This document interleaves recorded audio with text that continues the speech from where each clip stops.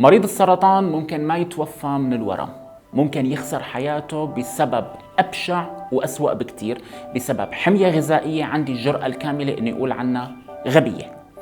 أنا دكتور طارق، واليوم عم نحكي عن أسوأ خطأ بتغذية مريض السرطان.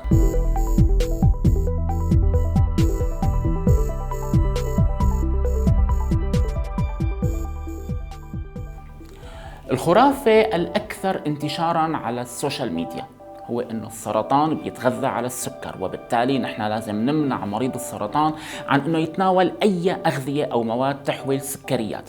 وللأسف هي الحالة منتشرة كتير، وللأسف أكثر بيراجعونا المرضى بأقسام الإسعاف والطوارئ بحالة مرضية سيئة جداً نتيجة انخفاض حاد بسكر الدم.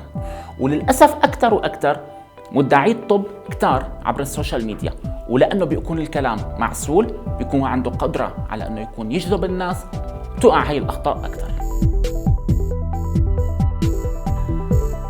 خلونا نرجع لأبسط المعلومات. تحلل الأغذية وهضمها بيرجعها دائما داخل جسم الإنسان للمواد الأساسية ومنها الجلوكوز، ودائما لأنه الخلايا السرطانية هي خلايا بتنقسم بتتجدد بسرعة، بحاجة لتغذية كبيرة وما في شيء بيوقفها. لهذا السبب تقوم بسحب كل العناصر المغذية من جسم الإنسان، وهي هي واحدة من المبادئ اللي بيعتمد عليها تقنية البيت سيتي خلال إجراء عملية التصوير. فنحن بنعطي المريض هون مادة جلوكوز مشع تمتص الخلايا السرطانية أكثر من غيرها، وبالتالي بتبين عنا الآفات السرطانية على تقنيتها التصوير هي.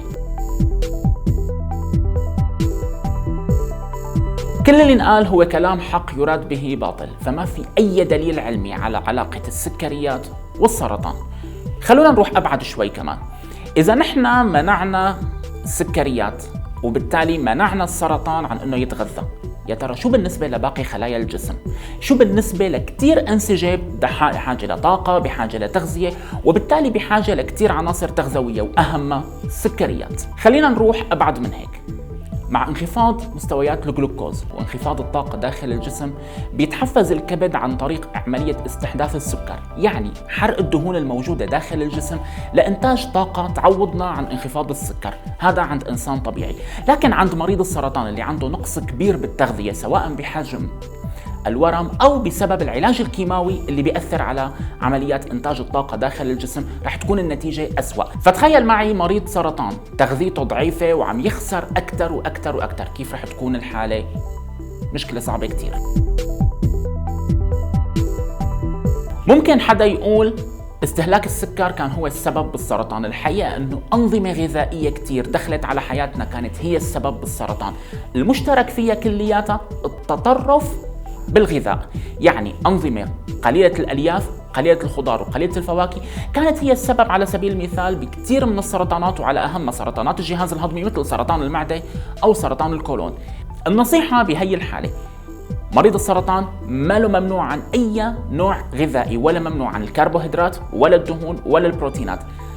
كلمة السر بتغذية مريض السرطان هي التوازن.